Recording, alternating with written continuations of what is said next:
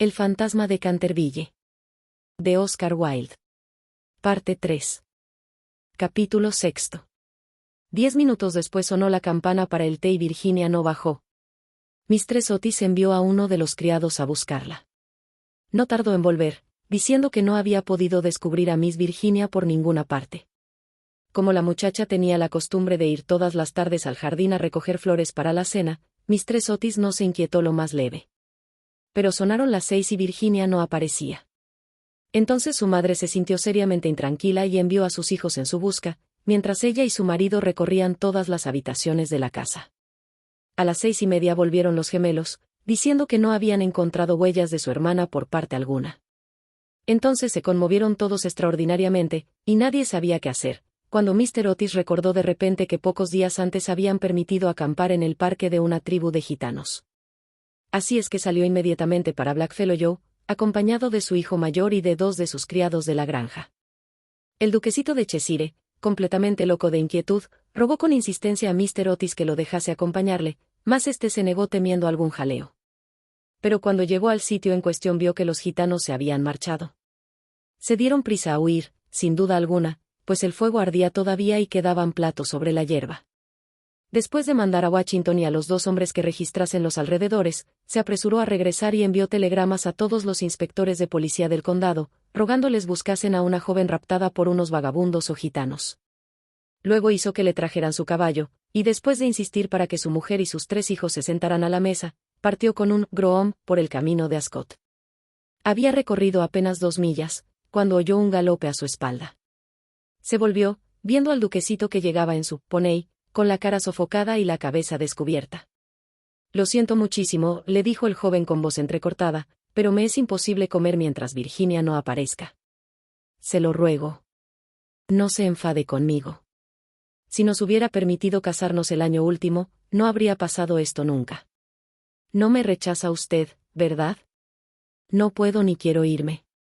El ministro no pudo menos que dirigir una sonrisa a aquel mozo guapo y atolondrado, conmovidísimo ante la abnegación que mostraba por Virginia. Inclinándose sobre su caballo, le acarició los hombros bondadosamente, y le dijo: «Pues bien, Cecil, ya que insiste usted en venir, no me queda más remedio que admitirle en mi compañía, pero, eso sí, tengo que comprarle un sombrero en Ascot». «Al diablo sombreros. Lo que quiero es Virginia», exclamó el duquesito, riendo. Y acto seguido galoparon hasta la estación. Una vez allí, Mr. Otis preguntó al jefe si no habían visto en el andén de salida a una joven cuyas señas correspondiesen con las de Virginia, pero no averiguó nada sobre ella. No obstante lo cual, el jefe de la estación expidió telegramas a las estaciones del trayecto, ascendentes y descendentes, y le prometió ejercer una vigilancia minuciosa. Enseguida, después de comprar un sombrero para el duquesito en una tienda de novedades que se disponía a cerrar, Mr. Otis cabalgó hasta Besley, pueblo situado 4 millas más allá, y que, según le dijeron, era muy frecuentado por los gitanos. Hicieron levantarse al guarda rural, pero no pudieron conseguir ningún dato de él. Así es que, después de atravesar la plaza, los 2 jinetes tomaron otra vez el camino de casa, llegando a Canterville a eso de las 11, rendidos de cansancio y con el corazón desgarrado por la inquietud. Se encontraron allí con Washington y los gemelos, esperándolos a la puerta con linternas, porque la avenida estaba muy oscura. No se había descubierto la menor señal de Virginia. Los gitanos fueron alcanzados en el prado de Brockley, pero no estaba la joven entre ellos. Explicaron la prisa de su marcha, diciendo que habían equivocado el día en que debía celebrarse la feria de Chorton y que el temor de llegar demasiado tarde les obligó a darse prisa. Además, parecieron desconsolados por la desaparición de Virginia, pues estaban agradecidísimos a Mr. Otis por haberles permitido acampar en su parque. 4 de ellos quedaron detrás para tomar parte en las pesquisas. Se hizo vaciar el estanque de las carpas. Registraron la finca en todos los sentidos pero no consiguieron nada. Era evidente que Virginia estaba perdida, al menos por aquella noche, y fue con un aire de profundo abatimiento como entraron en casa Mr. Otis y los jóvenes, seguidos del groom, que llevaba de las bridas al caballo y al poney. En el hall encontráronse con el grupo de criados, llenos de terror. La pobre Mistress Otis estaba tumbada sobre un sofá de la biblioteca, casi loca de espanto y de ansiedad, y la vieja ama de gobierno le humedecía la frente con agua de colonia. Fue una comida tristísima. No se hablaba apenas, y hasta los mismos gemelos parecían despavoridos y consternados, pues querían mucho a su hermana. Cuando terminaron, Mr. Otis, a pesar de los ruegos del duquesito, mandó que todo el mundo se acostase, ya que no podía hacer cosa alguna aquella noche. Al día siguiente telegrafiaría a Scotland Yard para que pusieran inmediatamente varios detectives a su disposición. Pero he aquí que en el preciso momento en que salían del comedor sonaron las 12 en reloj de la torre. Apenas acababan de extinguirse las vibraciones de la última campanada, cuando oyóse un crujido acompañado de un grito penetrante. Un trueno formidable bamboleó la casa, una melodía, que no tenía nada de terrenal, flotó en el aire. Un lienzo de la pared se despegó bruscamente en lo alto de la escalera, y sobre el rellano, muy pálida, casi blanca, apareció Virginia, llevando en la mano una cajita. Inmediatamente se precipitaron todos hacia ella. Mistress Otis la estrechó apasionadamente contra su corazón. El duquesito casi la ahogó con la violencia de sus besos, y los gemelos ejecutaron una danza de guerra salvaje alrededor del grupo. «Ah, hija mía, ¿dónde te habías metido?», dijo Mr. Otis, bastante enfadado, creyendo que les había querido dar una broma a todos ellos. «Cecil y yo hemos registrado toda la comarca en busca tuya, y tu madre ha estado a punto de morirse de espanto. No vuelvas a dar bromitas de ese género a nadie. Menos al fantasma, menos al fantasma», gritaron los gemelos, continuando sus cabriolas. «Hija mía querida, gracias a Dios que te hemos encontrado, ya no nos volveremos a separar», murmuraba Mistress Otis, besando a la muchacha, toda trémula, y acariciando sus cabellos de oro, que se desparramaban sobre sus hombros. «Papá», dijo dulcemente Virginia, «estaba con el fantasma. Ha muerto ya. Es preciso que vayáis a verle. Fue muy malo, pero se ha arrepentido sinceramente de todo lo que había hecho, y antes de morir me ha dado esta caja de hermosas joyas». Toda la familia la contempló muda y aterrada, pero ella tenía un aire muy solemne y muy serio. Enseguida, dando media vuelta, les precedió a través del hueco de la pared y bajaron a un corredor secreto. Washington los seguía llevando una vela encendida, que cogió de la mesa. Por fin, llegaron a una gran puerta de roble erizada de recios clavos. Virginia la tocó, y entonces la puerta giró sobre sus goznes enormes y se hallaron en una habitación estrecha y baja, con el techo abovedado, y que tenía una ventanita. Junto a una gran argolla de hierro empotrada en el muro, con la cual estaba encadenado, veíase un largo esqueleto, extendido cuán largo era sobre las losas. Parecía estirar sus dedos descarnados, como intentando llegar a un plato y a un cántaro, de forma antigua, colocados de tal forma que no pudiese alcanzarlos. El cántaro había estado lleno de agua, indudablemente, pues tenía su interior tapizado de moho verde. Sobre el plato no quedaba más que un montón de polvo. Virginia se arrodilló junto al esqueleto, y, uniendo sus manitas, se puso a rezar en silencio, mientras la familia contemplaba con asombro la horrible tragedia cuyo secreto acababa de ser revelado. «Atisa», exclamó de pronto uno de los gemelos, que había ido a mirar por la ventanita, queriendo adivinar de qué lado del edificio caía aquella habitación. «Atisa. El antiguo almendro, que estaba seco, ha florecido. Se ven admirablemente las hojas a la luz de la luna. Dios le ha perdonado», dijo gravemente Virginia, levantándose. Y un magnífico resplandor parecía iluminar su rostro. «Eres un ángel», exclamó el duquesito, ciñéndole el cuello con sus brazos y besándola. Capítulo 7. 4 días después de estos curiosos sucesos, a eso de las 11 de la noche, salía un fúnebre cortejo de Canterville House. El carro iba arrastrado por 8 caballos negros, cada uno de los cuales llevaba adornada la cabeza con un gran penacho de plumas de avestruz, que se balanceaban. La caja, de plomo, iba cubierta con un rico paño de púrpura, sobre el cual estaban bordadas en oro las armas de los Canterville. A cada lado del carro y de los coches marchaban los criados llevando antorchas encendidas. Toda aquella comitiva tenía un aspecto grandioso e impresionante. Lord Canterville presidía el duelo, había venido del país de Gales expresamente para asistir al entierro, y ocupaba el primer coche, con la pequeña Virginia. Después iban el ministro de los Estados Unidos y su esposa, y detrás, Washington y los 2 muchachos. En el último coche iba Mistress Umney. Todo el mundo convino en que, después de haber sido atemorizada por el fantasma, por espacio de más de 50 años, tenía realmente derecho de verle desaparecer para siempre. Cavaron una profunda fosa en un rincón del cementerio, presosamente bajo el tejo centenario, y dijo las últimas oraciones, del modo más patético, el reverendo Augusto Dampier. Luego, al bajar la caja a la fosa, Virginia se adelantó, colocando encima de ella una gran cruz hecha con flores de almendro, blancas y rojas.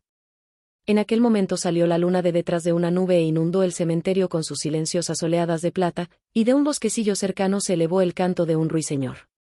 Virginia recordó la descripción que le hizo el fantasma del jardín de la muerte, sus ojos se llenaron de lágrimas y apenas pronunció una palabra durante el regreso.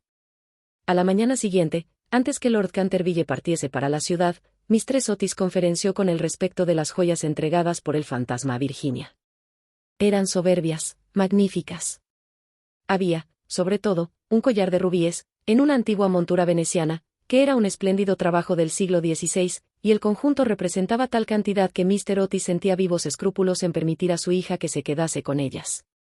Milord, dijo el ministro, sé que en este país se aplica la mano muerta lo mismo a los objetos menudos que a las tierras, y es evidente, evidentísimo para mí, que estas joyas deben quedar en poder de usted como legado de familia. Le ruego, por tanto, que consienta en llevárselas a Londres, considerándolas simplemente como una parte de su herencia que le fuera restituida en circunstancias extraordinarias. En cuanto a mi hija, no es más que una chiquilla, y hasta hoy, me complace decirlo, siente poco interés por estas futilezas de lujo superfluo. He sabido igualmente por Mistress Otis, cuya autoridad no es despreciable en cosas de arte, dicho sea de paso, pues ha tenido la suerte de pasar varios inviernos en Boston, siendo muchacha, que esas piedras preciosas tienen un gran valor monetario, y que si se pusieran en venta producirían una bonita suma. En estas circunstancias, Lord Canterville, reconocerá usted, indudablemente, que no puedo permitir que queden en manos de ningún miembro de la familia. Además de que todos esos bibelots y todos esos juguetes, por muy apreciados y necesitados que sean a la dignidad de la aristocracia británica, estarían fuera de lugar entre personas educadas según los severos principios, pudiera decirse, de la sencillez republicana. Quizá me atrevería a asegurar que Virginia tiene gran interés en que la deje usted la cajita que encierra esas joyas, en recuerdo de las locuras y el infortunio del antepasado. Y como esa caja está muy vieja y, por consiguiente, deterioradísima, quizá encuentre usted razonable acoger favorablemente su petición. En cuanto a mí, confieso que me sorprende grandemente ver a uno de mis hijos demostrar interés por una cosa de la Edad Media, y la única explicación que le encuentro es que Virginia nació en un barrio de Londres, al poco tiempo de regresar Mistress Otis de una excursión a Atenas. Lord Canterville escuchó imperturbable el discurso del digno ministro, atusándose de cuando en cuando su bigote gris, para ocultar una sonrisa involuntaria. Una vez que hubo terminado Mr. Otis, le estrechó cordialmente la mano, y contestó: Mi querido amigo, su encantadora hijita ha prestado un servicio importantísimo a mi desgraciado antecesor. Mi familia y yo la estamos reconocidísimos por su maravilloso valor y por la sangre fría que ha demostrado. Las joyas le pertenecen, sin duda alguna, y creo, a fe mía, que si tuviese yo la suficiente insensibilidad para quitárselas, el viejo tunante saldría de su tumba al cabo de 15 días para infernarme la vida. En cuanto a que sean joyas de familia, no podrían serlo sino después de estar especificadas como tales en un testamento, en forma legal, y la existencia de estas joyas permaneció siempre ignorada. Le aseguro que son tan mías como de su mayordomo. Cuando Miss Virginia sea mayor, sospecho que le encantará tener cosas tan lindas que llevar. Además, Mr. Otis, olvida usted que adquirió usted el inmueble y el fantasma bajo inventario. De modo que todo lo que pertenece al fantasma le pertenece a usted. A pesar de las pruebas de actividad que ha dado Sir Simon por el corredor, no por eso deja de estar menos muerto, desde el punto de vista legal, y su compra le hace a usted dueño de lo que le pertenecía a él. Mr. Otis se quedó muy preocupado ante la negativa de Lord Canterville, y le rogó que reflexionara nuevamente su decisión, pero el excelente par se mantuvo firme y terminó por convencer al ministro de que aceptase el regalo del fantasma. Cuando, en la primavera de 1890, la duquesita de Cheshire fue presentada por primera vez en la recepción de la reina, con motivo de su casamiento, sus joyas fueron motivo de general admiración. Porque Virginia fue agraciada con el tortil o lambrequín de baronía, que se otorga como recompensa a todas las americanitas juiciosas, y se casó con su novio en cuanto éste tuvo edad para ello. Eran ambos tan agradables y se amaban de tal modo, que a todo el mundo le encantó ese matrimonio, menos a la vieja marquesa de Dumbleton, que venía haciendo todo lo posible por atrapar al duquesito y casarle con una de sus 7 hijas. Para conseguirlo dio lo menos 3 grandes comidas costosísimas. Cosa rara, Mr. Otis sentía una gran simpatía personal por el duquesito, pero teóricamente era enemigo del particularismo, y, según sus propias palabras, era de temer que, entre las influencias debilitantes de una aristocracia ávida de placer, fueran olvidados por Virginia los verdaderos principios de la sencillez republicana. Pero nadie hizo caso de sus observaciones, y cuando avanzó por la nave lateral de la iglesia de San Jorge, en Hanover Square, llevando a su hija del brazo, no había hombre más orgulloso en toda Inglaterra. Después de la luna de miel, el duque y la duquesa regresaron a Canterville Chase, y al día siguiente de su llegada, por la tarde, fueron a dar una vuelta por el cementerio solitario próximo al Pinar. Al principio le preocupó mucho lo relativo a la inscripción que debía grabarse sobre la losa fúnebre de Sir Simón, pero concluyeron por decidir que se pondrían simplemente las iniciales del viejo gentilhombre y los versos escritos en la ventana de la biblioteca. La duquesa llevaba unas rosas magníficas, que desparramó sobre la tumba. Después de permanecer allí un rato, pasaron por las ruinas del claustro de la antigua abadía. La duquesa se sentó sobre una columna caída, mientras su marido, recostado a sus pies y fumando un cigarrillo, contemplaba sus lindos ojos. De pronto tiró el cigarrillo y, tomándole una mano, le dijo: Virginia, una mujer no debe tener secretos con su marido. Y no los tengo, querido Cecil. Si los tienes, respondió sonriendo. No me has dicho nunca lo que sucedió mientras estuviste encerrada con el fantasma. Ni se lo he dicho a nadie, replicó gravemente Virginia. Ya lo sé, pero bien me lo podrías decir a mí. Cecil, te ruego que no me lo preguntes.